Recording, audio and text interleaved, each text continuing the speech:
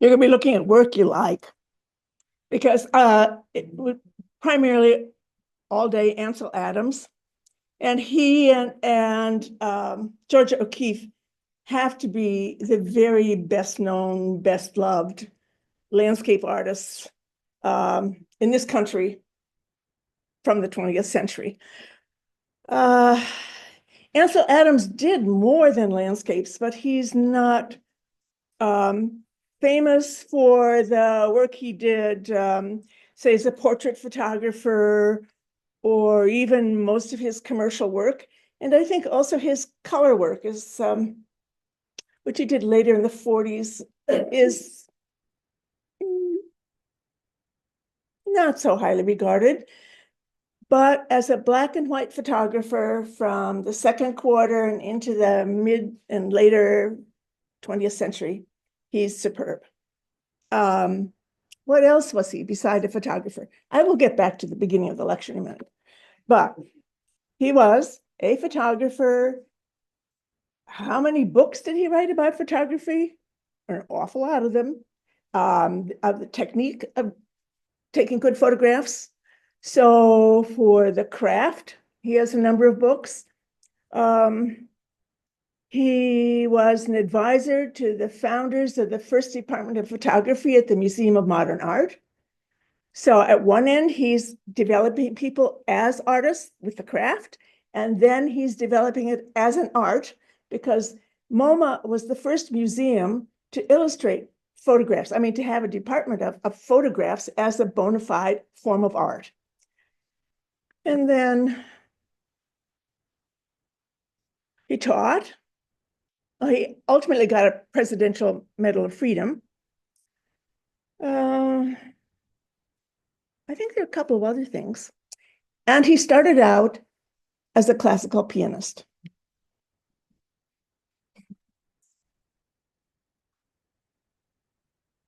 Oh dear. Let's see how this is going to work.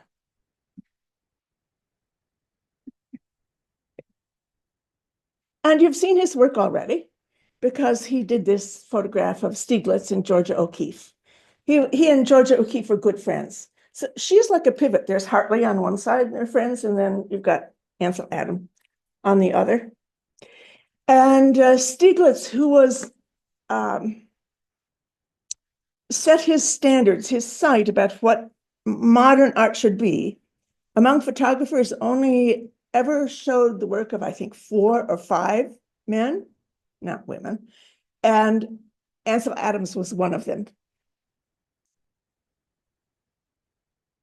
There's Stieglitz. It's in another gallery he had later on called An American Place. And there he is working, and that's an Adams photograph. First side road we now take. This is actually a Stieglitz photograph. And this is the groundwork, because I now just have a little to say about the nature of the discussion among photographers and art-interested people in the late 19th, very early 20th century, which was, can photography be an art?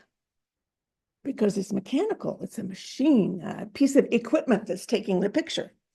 And most of the early photographs were, the delight about them is that they could document things, they could document people, they could document places. And the 19th century photographers in a previous series on American landscape went along with expeditionary forces out west to show the world the verity of what the West looks like, to encourage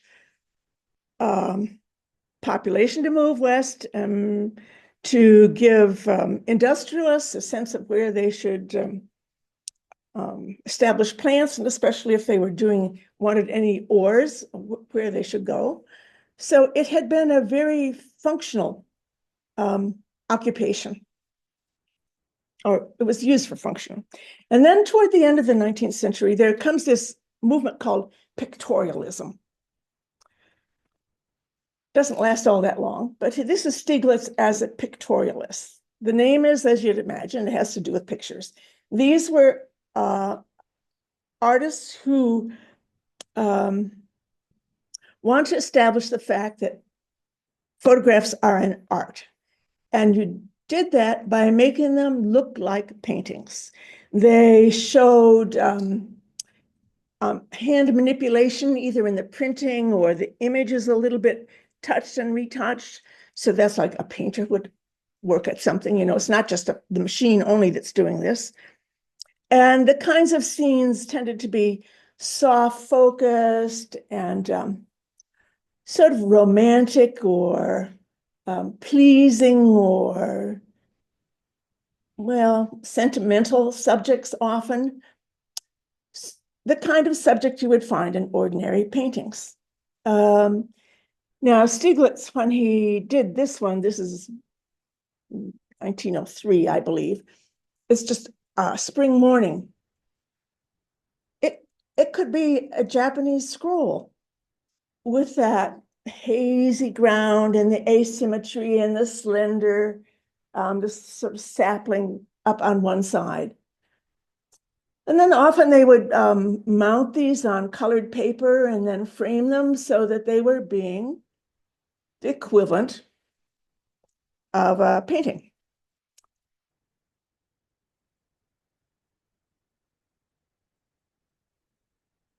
And this is also his photograph. And this is just 1907, only a few years later.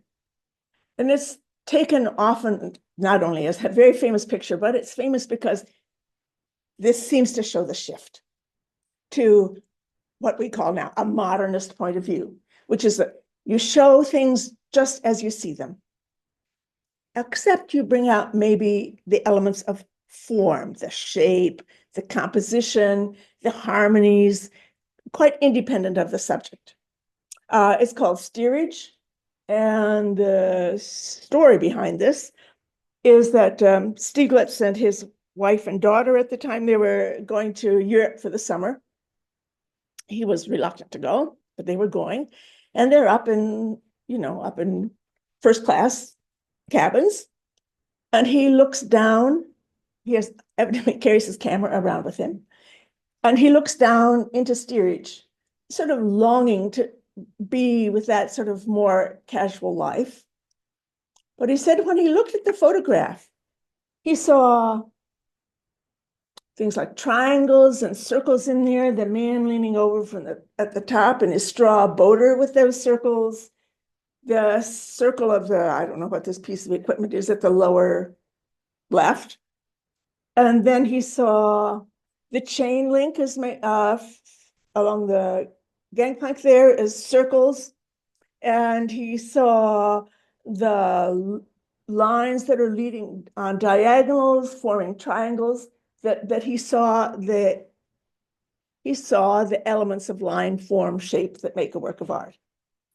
So it's saying, oh, I'm still making a work of art, but this is just what I see.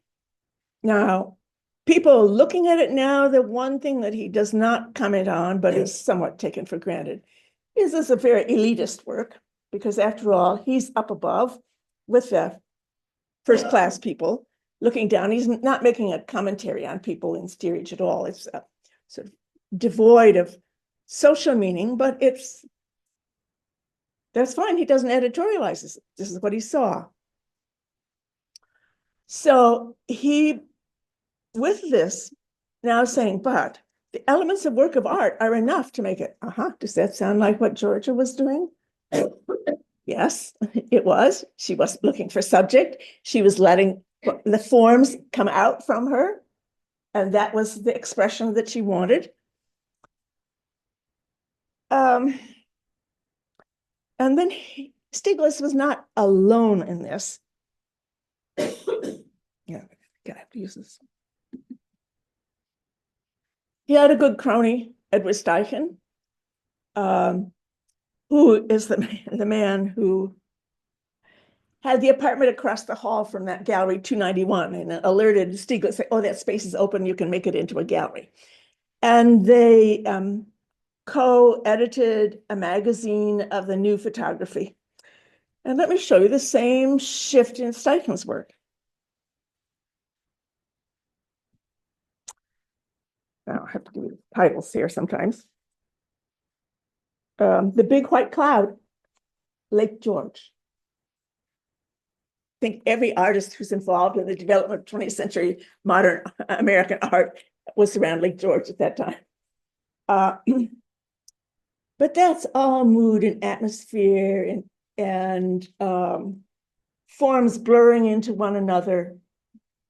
It's evocative.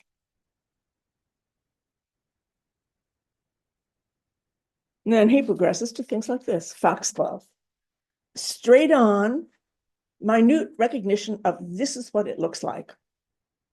He went on and had a career primarily as a fashion photographer, but that's another man who makes this transition from pictorial to what's called straight photography. And Ansel Adams did just a few pictorial, and then his is straight photography. So there you have his dates, and he was a California man. He worked all over, but ultimately, this is a fairly well-known photograph of him. So I'll leave that one on while I tell you all about this rather interesting life. If you have children who are just impossible, don't despair. He was, as a youngster, definitely hyperactive, but if he were alive now or a young person now, he would be on, I don't know what the diagnosis would be, but he would be medicated. No, because he had periods of extreme depression and then manic elation, where in classroom he could not sit still. He would stand up, he would start screaming. He couldn't control himself. No one could control him. And he was an only child and sent from school to school. Family life wasn't too good either. So when he was 12, that was his last expulsion, and his father took over his education. Now, to me, this is just remarkable, not because of the travails of the person, but this is a man who has this career built on, in terms of public education, very little. But his father had him read all the English classics. With his son, got interested in astronomy, and for a year, that was, so when he was 13, gave him a year's pass to the Panama Pacific Exposition in California and insisted he went every day. So he was learning all about the world and making friends there and meeting scientists there. So there was a non-book learning world opening up for him. And he was interested in music. He had a neighbor, actually, fairly well-known avant-garde American composer. And he started to play the piano. And he was so adept and so enamored that he said for himself that he would be a concert pianist. And until his late 20s, he gave solo performances. He worked in a group. He worked with a little opera group. And then he reached a point where he saw that there were other very fine pianists and that he would not be truly an outstanding career. Now, in the meantime, I'm not telling you where he lived, which is right, do this for that. No, there. This is one of his later photographs. This is the San Francisco Bay before the building of the Golden Gate Bridge. And he lived right down along the water. So he spent days tramping around. He just loved being outside.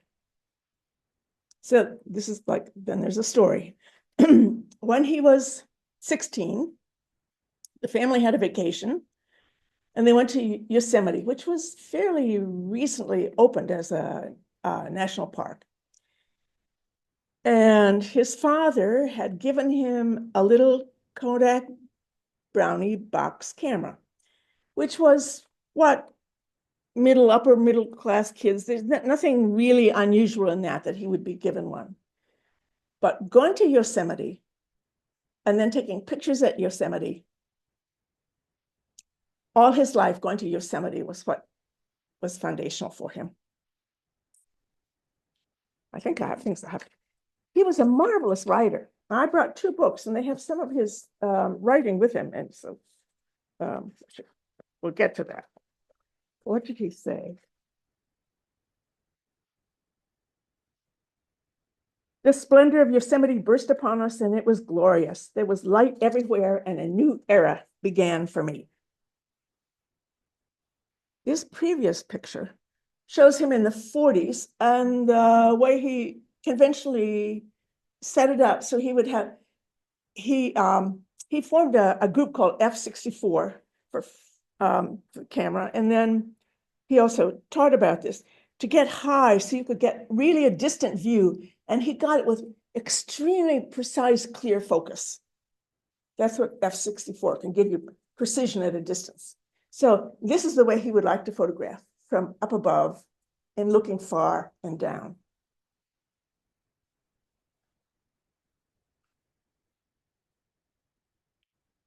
So his family took him to Yosemite, and he very quickly got involved with the Sierra Club. He was one of the greatest supporters of the Sierra Club and conservation throughout his life. And this is a picture he took on one of the, they would hike in the high mountains here. This is in the Canadian Rockies. He took this picture in when he was in his mid-20s with all his buddies on this. So his camera, I mean, where he started was taking photographs informally on these hikes on the places that he saw.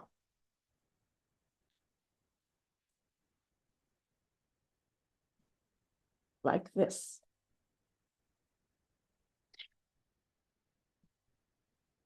I'm going to have to give you the dates on all these things. This is 1925. So he's only been going up there a couple of years. This is Mirror Lake. Now here enters not the interesting stuff about him, but the interesting philosophical, artistic conversation. And it goes back to the one at the very first time, the first lecture in any of these American landscape series that I've been giving, which is like, how do you choose what to illustrate in a painting, or now with your camera in a landscape, or frankly, anything? As you look around at the world, first of all, there was disagreement among people. Does nature have some inherent order that you see in it? Or do we hunt around to find the order? That's deep philosophy, actually. And if it's realistic photography, for photographers subsequent to him, it's like, then you should take it by chance, whatever you see. Things going out of the frame, here, there. But you can see, when you look at his work, he found order. And so you have it neatly framed. That's actually just, how should I talk about it? It's just gorgeous. And one of the features for which his work is especially famous is the way he has such a range of grays, going from white to black. And he said often that he saw things, he sort of immediately was able to translate what he saw in color into a black and white image. But he was a fiend about controlling the development of his pictures. I mean, he spent a lot of time working with that and was extraordinarily precise and demanding, and he taught people to be that way as well. So you look at that crystalline water, where the distant mountain looks clearer than it does when you look at it through the haze of the atmosphere. And you have it so nicely, well, everybody knows, you know, you could jump up on command, you all know, framed on either side, saying, this is the view.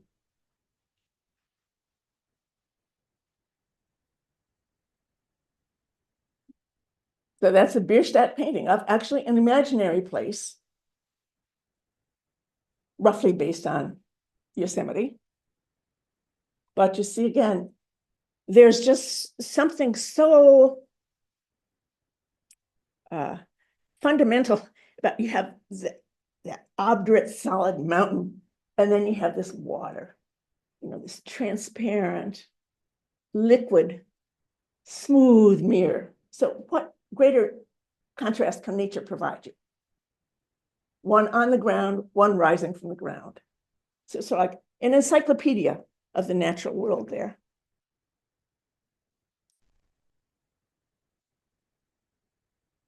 And this, which like, look how close it is.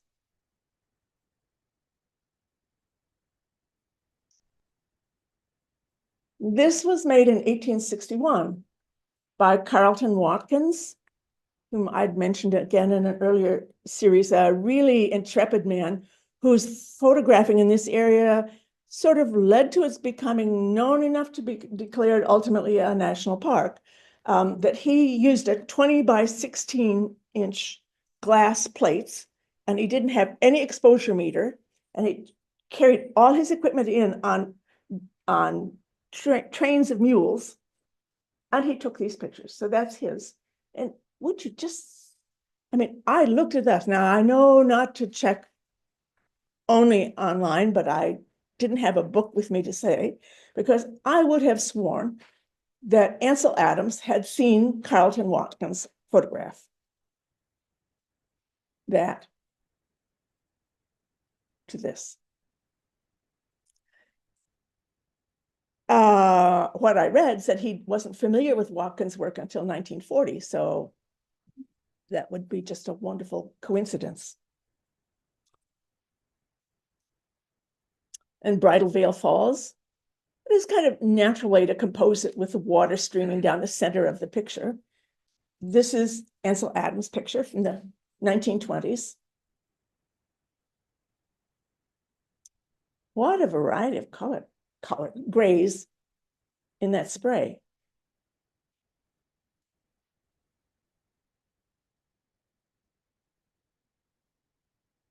As opposed to what Carleton Watkins was able to do. But that's the same site.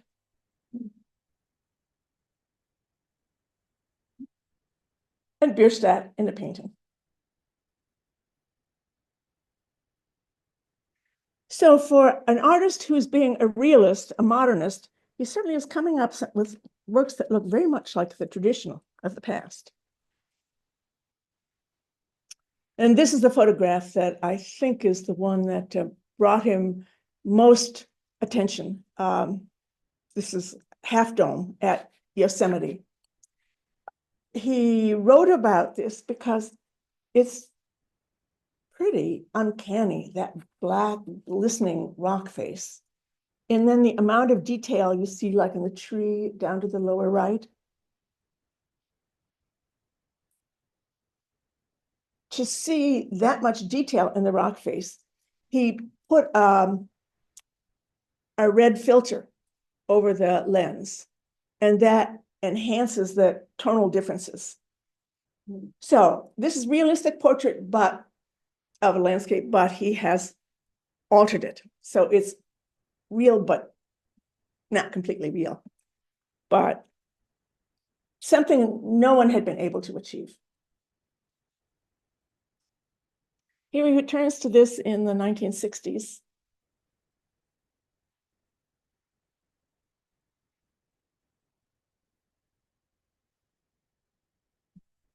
And about the same time as he did that first one, this one is in Yosemite too. You can see, there's the Half Dome behind it.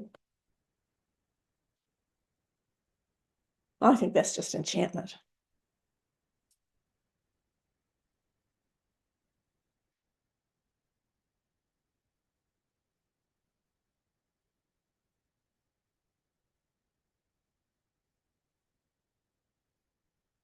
So every summer he went up, every summer he takes photographs. He had learned about developing by working with a developer in San Francisco for a while.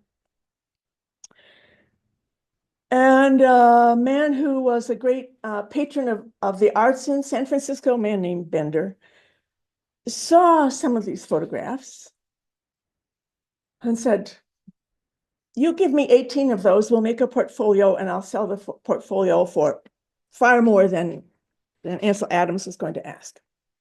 And he sold them immediately. So what a confirmation. They were all of mountains.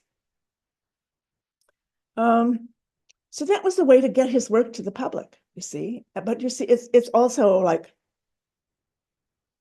you have this set and you could take them out separately. You could hang them if you wanted. You could move them around, but that was treating them simultaneously as works of art.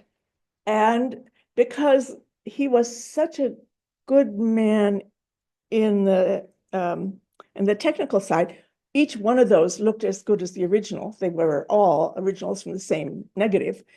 And so they were all 18 of them, they're the same quality. And so he had professional success with that. So another one from the series, and from now on, I'm not going to pay attention to the dates because the dates really don't have much to do with it. He comes back to something, but there's not really, as with a painter, you might say, an evolution that you could follow, because the subjects he wants, he has already, and he just does them again. So here it is in a clearing from a storm. Now, another thing he's very interested in is the kind of precision that this is, actually, it's astonishing. He wants to show you how the weather conditions change. Now, if you're a painter working in a studio, there's no way, that you can pretend to be doing that, but you can't. But he wanted to see this locale, the way it is in this light at this time. And there are photographs by him, and I'll show you, I think, 2, where astronomers with, I don't know what other kind of aid, they can pinpoint exactly at what time, on what day, the photographs were taken.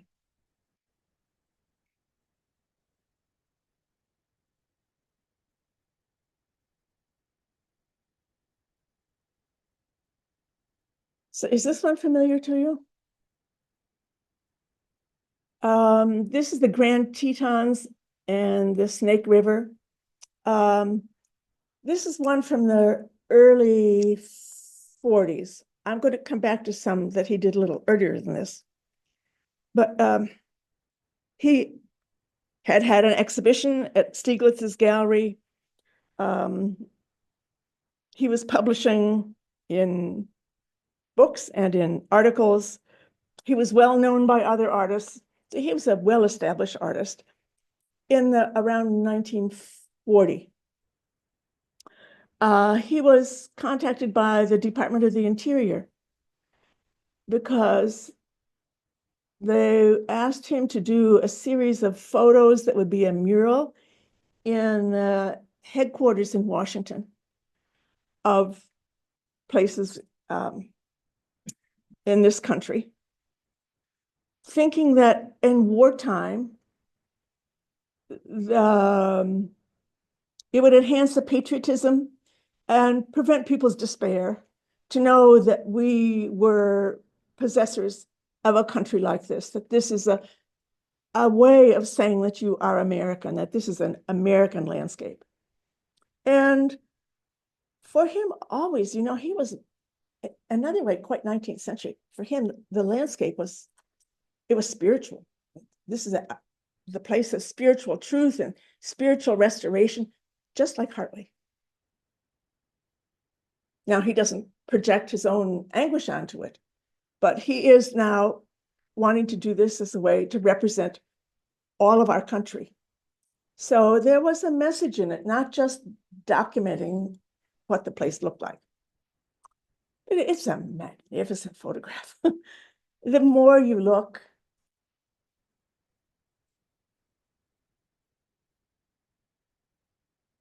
see that above the center toward the left, you see the mountains in the distance are more lighted, just that little bit. And then, of course, you have the side in darkness. The clouds are going to move over. And that one peak just touches the storm cloud.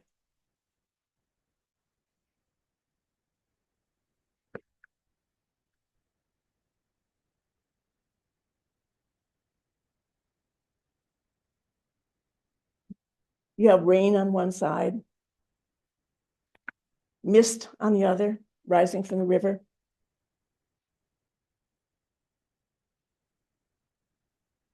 And you have a history of paintings. Not that this is something he had in mind, who knows?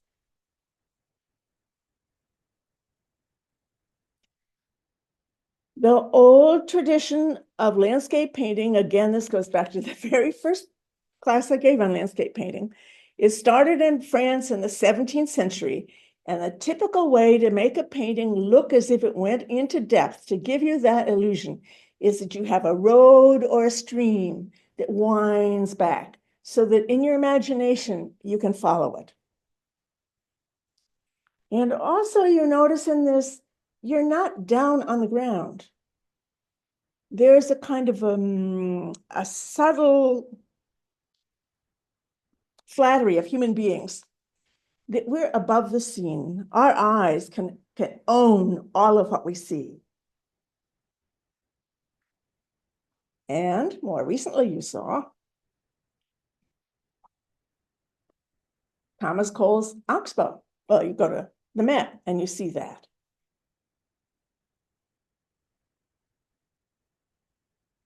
The storm clearing, the curving river, the high vantage point.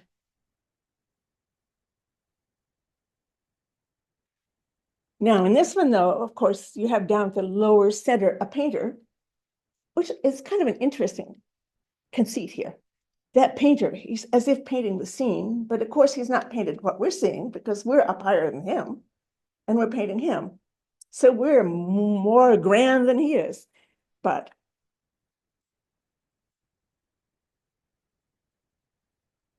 where are we when we look at this?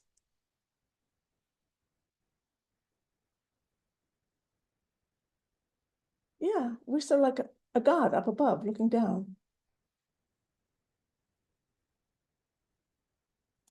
So in a way, it's at least visually we possess all this land.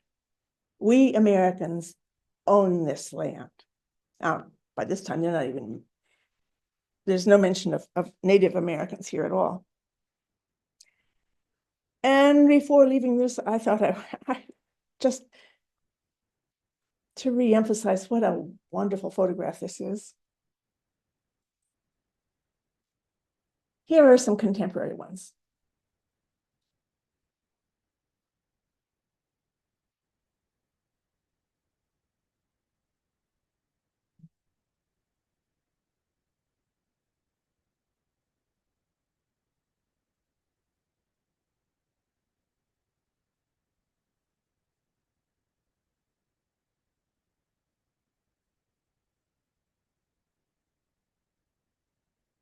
So I'm just going to put my opinion into your heads.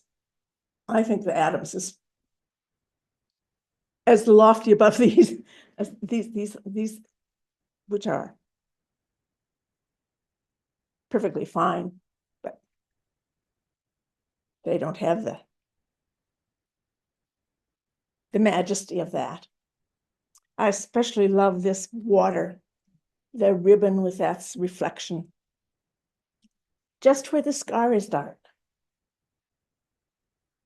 So where does that reflection come from? I mean, it has to be somewhere there. Where's the sun?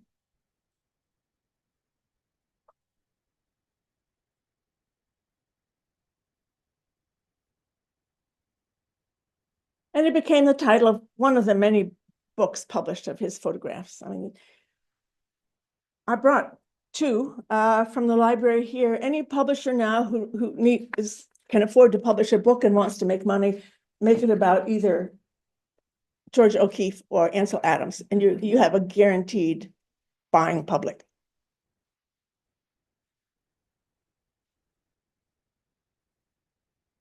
And the book was so arranged, it's a loose leaf book like this, with a caption and then the picture on the other side. So should you want to, you can take the picture out and frame it. And that's Mount Rainier. Yeah, it goes through, it starts in the morning and it ends with one that's taken at night in different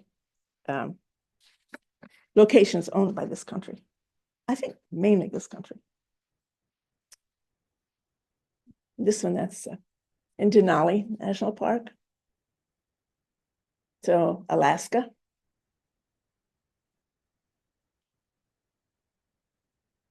And that, again, just like that first Yosemite is playing with the difference of the texture of the mountain and the water.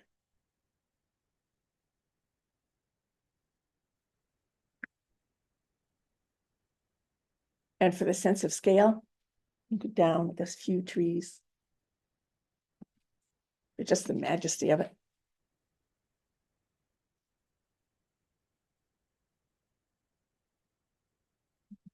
We also did a few where you just get really close up.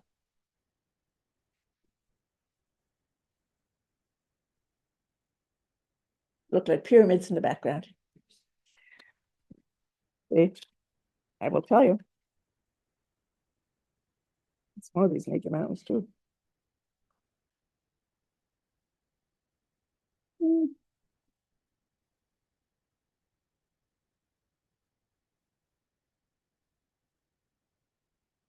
It's Mount Williamson in the Sierra Nevada, near Manzanar, California.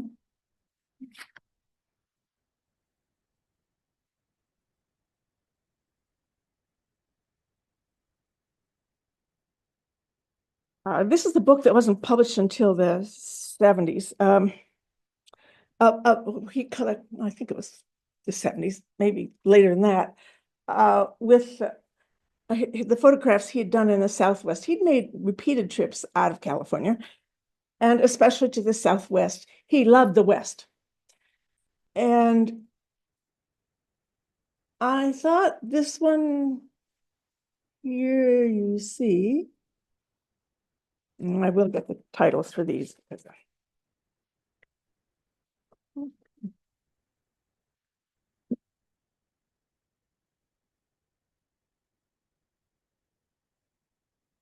Yes. Ghost Ranch Hills, northern New Mexico, which is where George O'Keeffe lived. And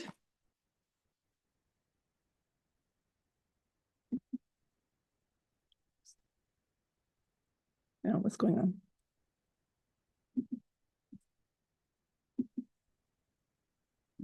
She did many paintings of that exact area.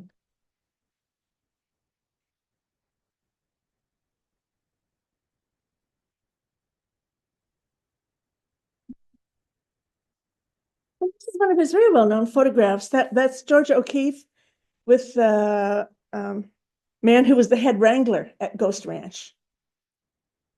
They were on a month-long camping trip with a group of, I think, about a dozen people.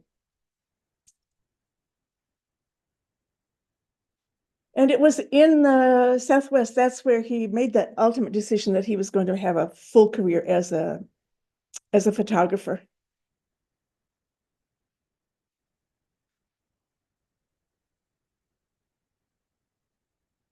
So this is 1930.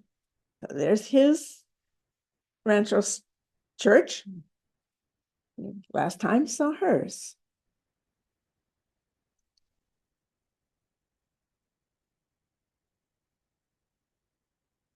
This is actually more interesting, isn't it? That when you have the echoing shapes spread across instead of the almost complete symmetry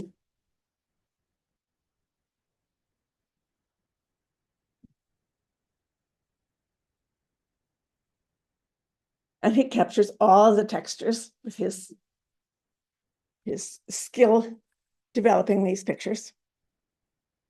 And of course, that's something she chooses to eliminate.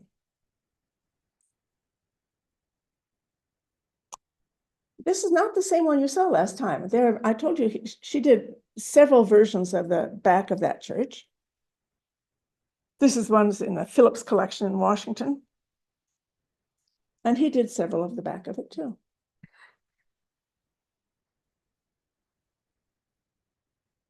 It came back to that in the 50s and did this color one. One reason he stayed away from color originally was that it was too hard. I mean, you couldn't get true faithful color, and you couldn't get the kind of precision. And he would not have ultimate control. But then later on, he did some.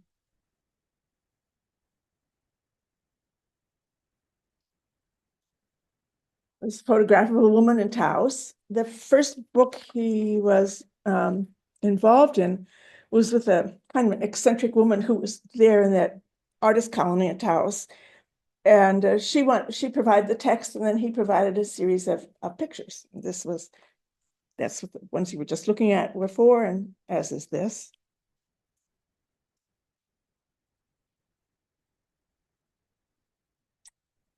And then later he comes back with that project of photographing the parks for the Department of Interior.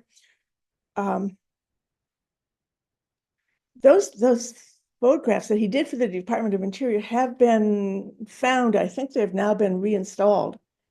I don't know if you can get in to see them. I don't know if anybody can get in to see them in the building now. This is called White House. It's a Indian settlement. And this is a photograph made by Timothy O'Sullivan, who was one of the great survey photographers. This is from 1870s. So you see, he's coming back purposely, redoing it. In the level of scholarship that goes on about photography, and we're looking at them, I'm presenting them as just sort of visual images, but not really mining them for all the meaning they have in them. This is one where there's a lot done, because in the original one, you have to really peer here. There are, in the upper level where the white city is, there are two men standing on the buildings toward the left side. And then in the lower area, there are two other men of the survey team. You can hardly see it, but they're there. They're not Native Americans. And this is his complete photograph. He eliminates all the destroyed area down below.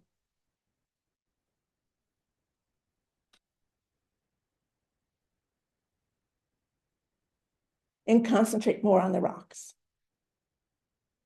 For him, the verity and the truth is in the landscape. It's not in the physical human element.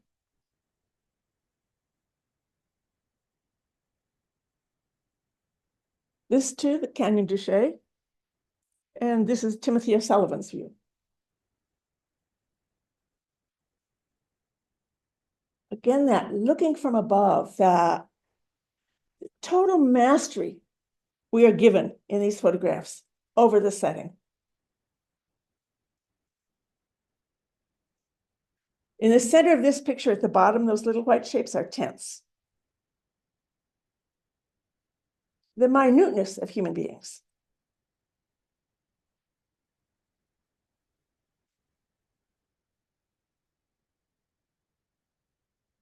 I wondered if this is a familiar image to anyone. This is another very frequently reproduced one. It's moonrise over Hernandez, New Mexico. Part of the reason that it's well known is because of his account of this. He didn't have a light meter with him.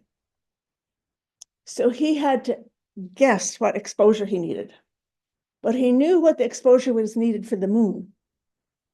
And then he judged from that. So what you see at the lower part, those little white speckling parts, those are crosses in a cemetery.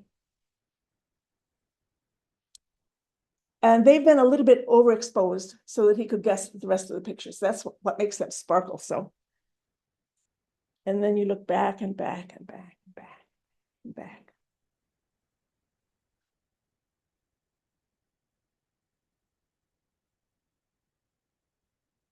Human beings are quite small in that setting.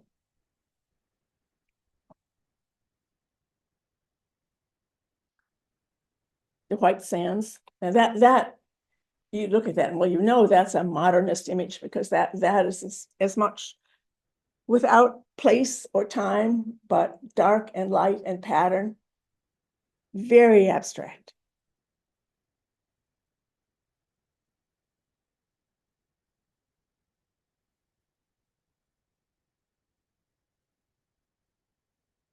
Then in 1960, he and this woman, Nancy Newhall, who was the wife of the curator of photography at MoMA,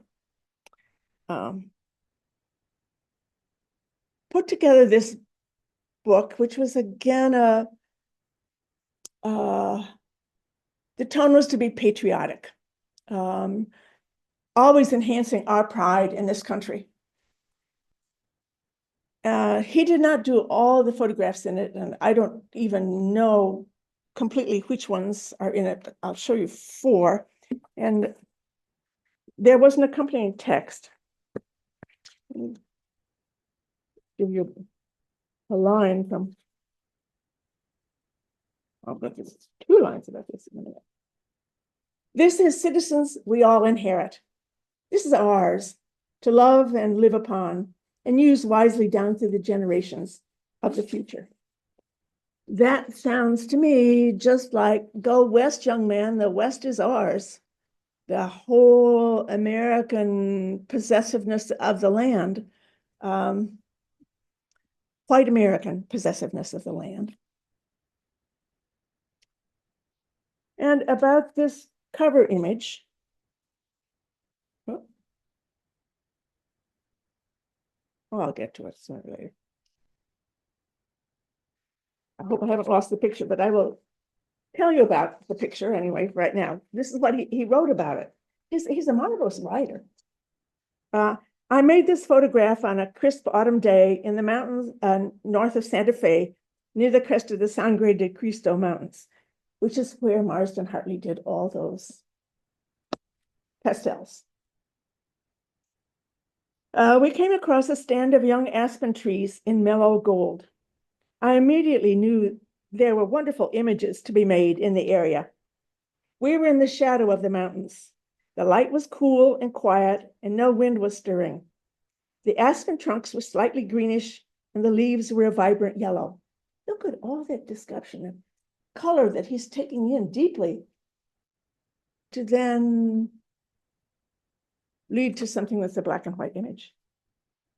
The forest floor was covered with a tangle of russet shrubs. It was very quiet and visually soft. The photograph is exceedingly popular at all levels of appreciation. I don't consider it a pretty scene. For me, it's cool and aloof and rather stately. Wouldn't we all like to be able to write like that?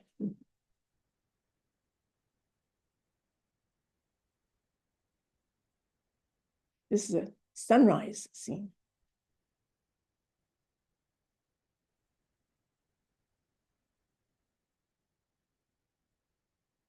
You see the deer? I think that's a deer down grazing at the water.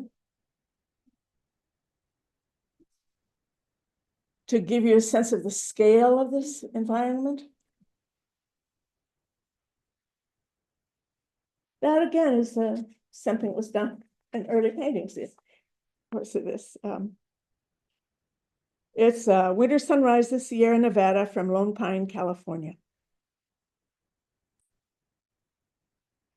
And it made me think of this particular set of works where George O'Keeffe did likewise, as if you're just looking at front on to the scene and just planes of color and shape moving across these horizontal bands.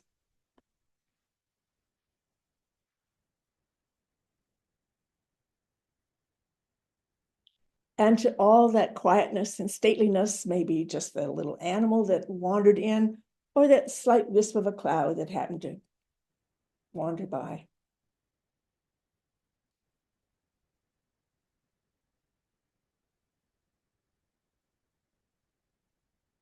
There, that's the aspens.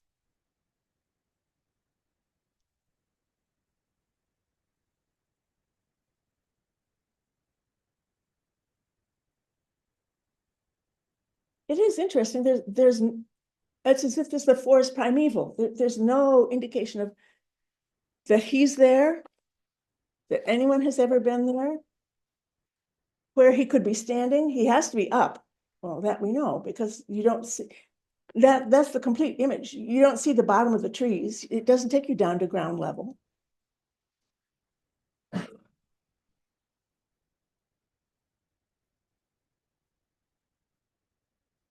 Stump and new grass.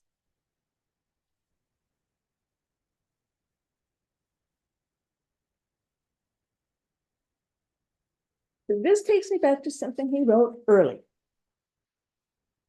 about the transcendent experience of going to these sites. He as something,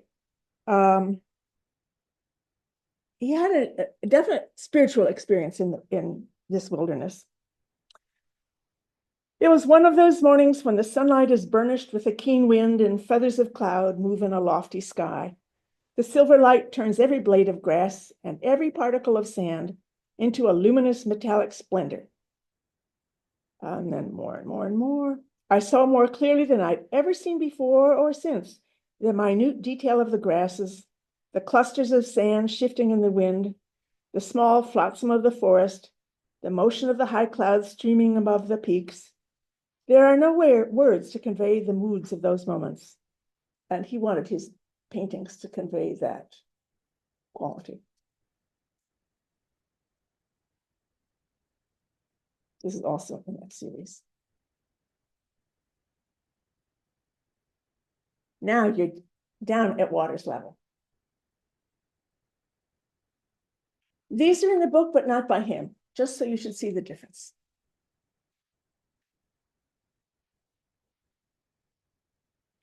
Next time, I'm going to have just a little bit more. This is the kind of landscape we'll look at next time. This is one of three. The building of a subdivision. He would never show that. Oh, well, I couldn't leave it out. That's the Magic Kingdom as far as I'm concerned looking at that.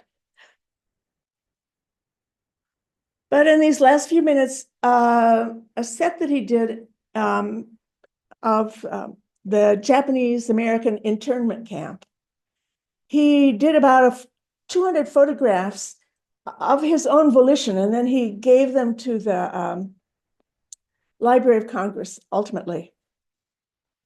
But I do want to say what he said about them, this series. Maybe I put that.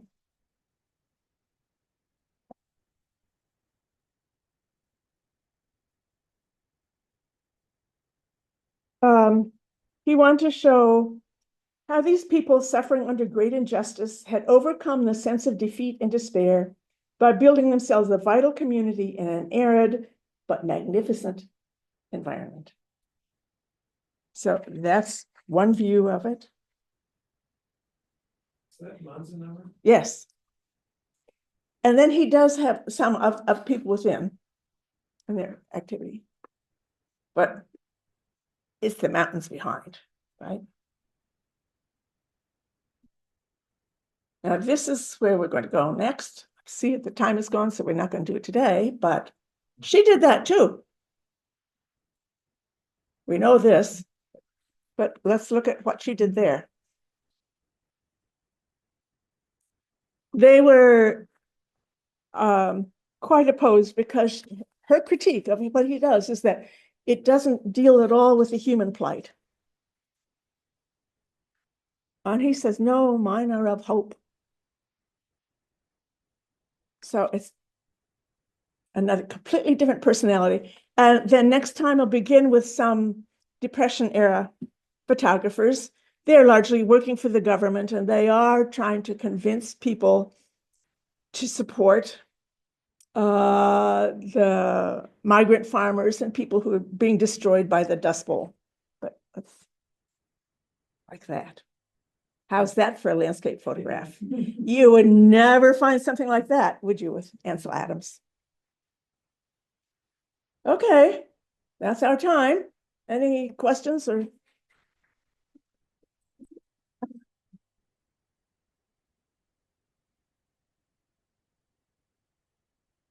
I don't know. Once he started, he was really successful, but it was at the time when photography was still a small world. So I don't know. I think he could never please his mother, so it didn't matter, but his father invested in him. Yeah. Okay. See you next week.